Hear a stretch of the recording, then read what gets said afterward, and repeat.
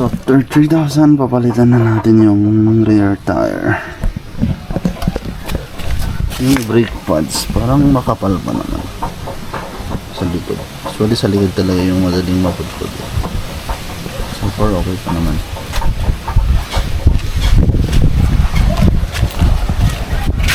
What happened, Papa, to your motorcycle? The tire is already worn out. Look, Oh, it's flat? it's already kalbo. Can they see? So yan, babalitan na yung gulong.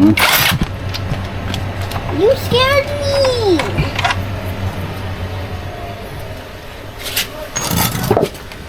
Where's the Tapos tire? kita ni boy. You're Ito scared tayo sa Enjet Motor Parts shop ng kapatid natin. me. Sa Sunday ngayon, kaya walang hindi open. Pero papalitan na lang tong gulong. Dahil gagamitin natin na aga ng bukas. Travel natin. And give it back. Motorcycle. Give it back. Give it back. Give it back. Give it back. Ang daming mababaklas. Honey, where is Babaklasin muna yung pipe. Honey, no. One. Hirap pala magpalit ng gulong. I wanna take her. Ayan, tanggal na yung Papa, is it the ear lead to the brain? yes.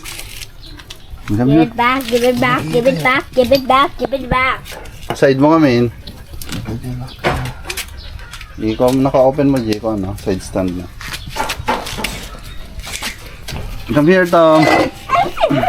Nag-size na dati. Ibang sensor. Hey, that's my feet. Oxygen nito.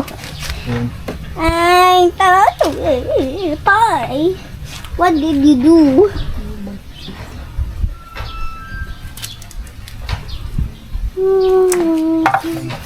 What did you do? Is this your jet? Give me money.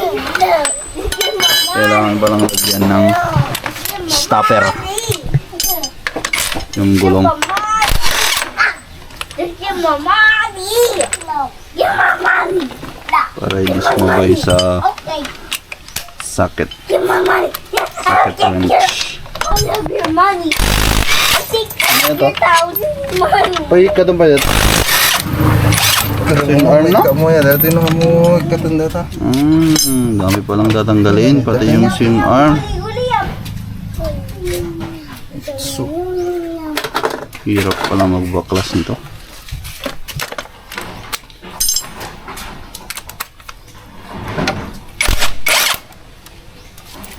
tatahanin nyo. It's a grand money. It's a grand money. I'll take all your money. Now. I'll get all of your money. I take all of your money. Now you too.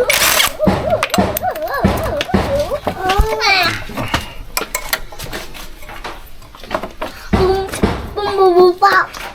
Boom, boom, yum, boom, yum, yum, yum, yum, yum, boom, boom, boom, boom, boom. Dito, preno. Buo dito ng mukha.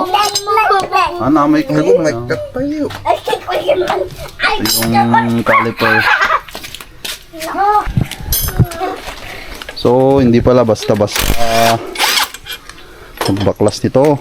Kaya kung magpapagawa kayo, basta-basta pumunta sa mga vulcanizing shop kasi need ng special tools. Daming babaklasin.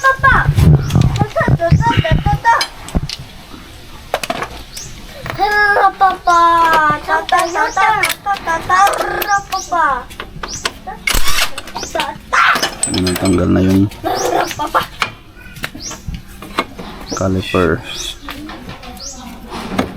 ng disc brake sa likod. Aha, kami baga nga may cut pa ito may isa. Nagtinag. Sa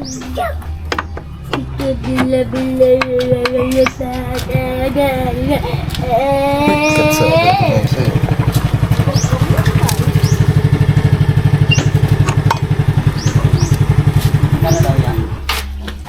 Ay, natanggal rin sa wakas. Daming tinanggal. Yung swing arm. Yung swing arm. Kasi, pati yung tire hugger niya sa likod. Natanggal din. Wala dito, nakapal din.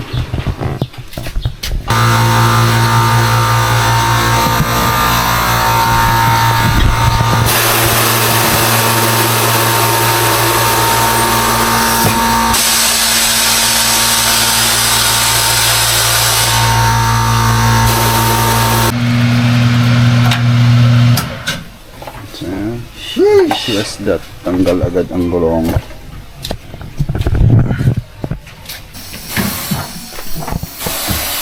Ay, tapos na. Lagay na yung bagong gulong. Ikaw ba'y silantan? Nilagyan na rin ng silant para kahit matusok hindi mapa-flat.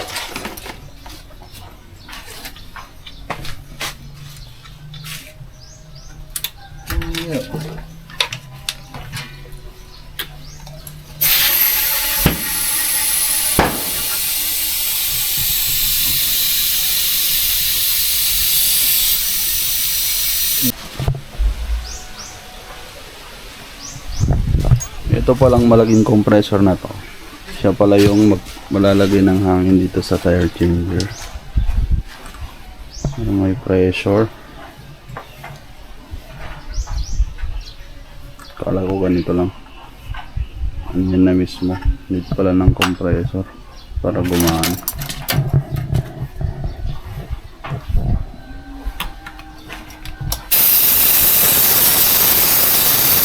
Walang pattern na. Sinurot mo lang.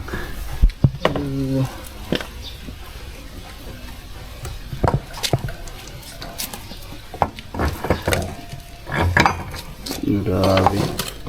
Hirap palang palit ng gulong. Daming babaklasin. Hindi ganun kasimple. Okay.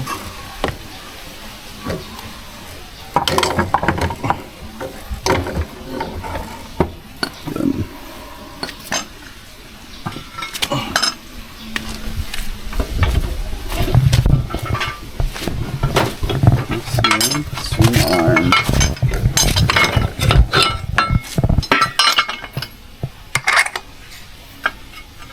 Lapit kasi yun.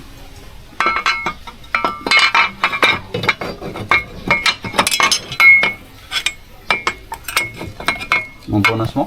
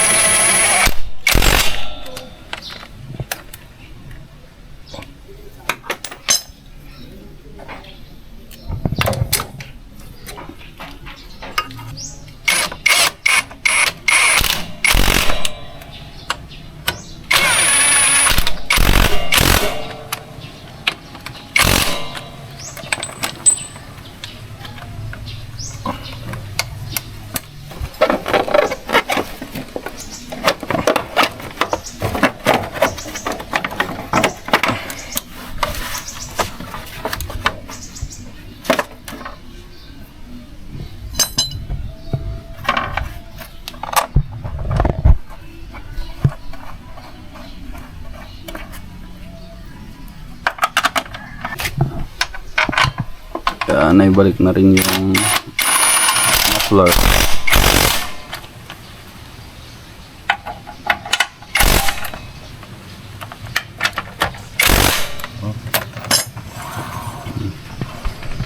Okay na. Gilid. Yan.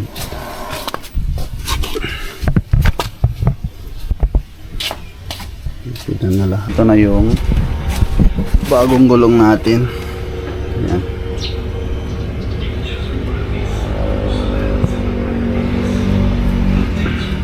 So far, okay naman yung handling niya. Check natin din. May mga loose.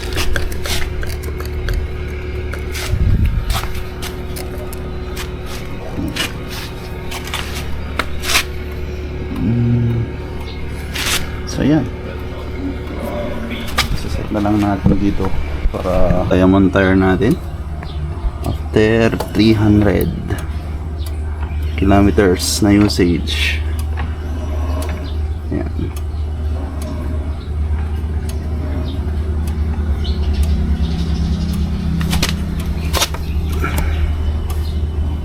So meron na siyang tama kasi matatalim yung mga bato sa kalanasan. Meron na siyang tama dito. May sugat. Tapos ito.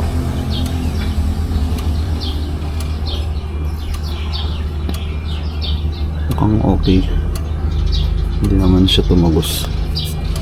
Kasi hindi naman deflate yung gulong. So may tama siya agad. So ganito yung wear niya. Ganito kalaki. Hanggang dito. Yung stock tire, ganito lang eh. Pero ngayon hanggang dito na.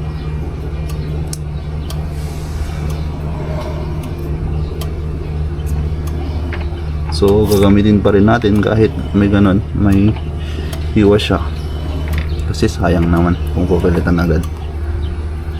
Pipiliin na lang natin yung dadaanan natin. Nadali to sa ng pakyat na matataas na bato. Doon to nadali. Hindi ko naman masasabing malutong kasi kahit mga branded na mga gulong, mga sasakyan, kahit bago pa yan, talagang nakikiwa, nasa side cut sa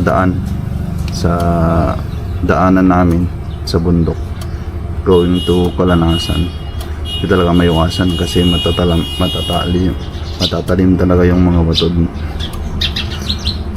Kung di mo sila naiwasan, well, ganito yung resulta. Kaya kung minamalas ka talaga, ganyan yung resulta. Hindi ko pa siya masasabing mahinang klase, pero yung pagka wear, pagka ubos ng thread niya, mukhang okay naman kasi malawak siya eh. Hindi lang siya sa gitna na uubos hanggang dito, parang sa harap lang din. Dito sa side nagwe-wear, hindi sa gitna. So check natin kung